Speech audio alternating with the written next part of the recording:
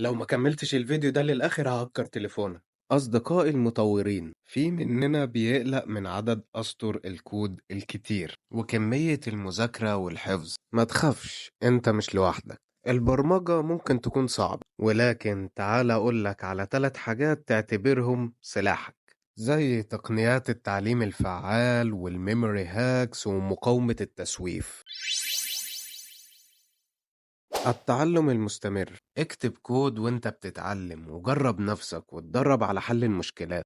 ما تخافش من الأخطاء، اتعلم من أخطائك، حلل وابحث وحل المشكلة في الكود.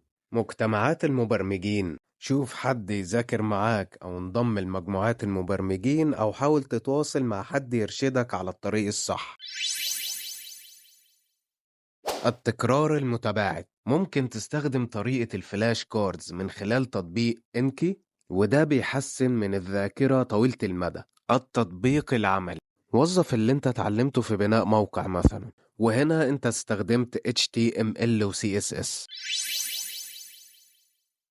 تقنية البومودورو، وهي 25 دقيقة من التركيز الكامل وبعدها بتكافئ نفسك باستراحة قصيرة وكرر الجلسات.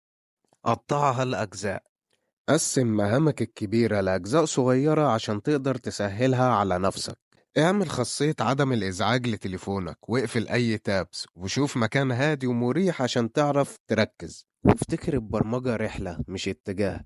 افضل اتعلم وما تخليش التسويف يوقفك. مع شوية النصايح دي هتقدر تكتب كود زي المحترفين مع الوقت.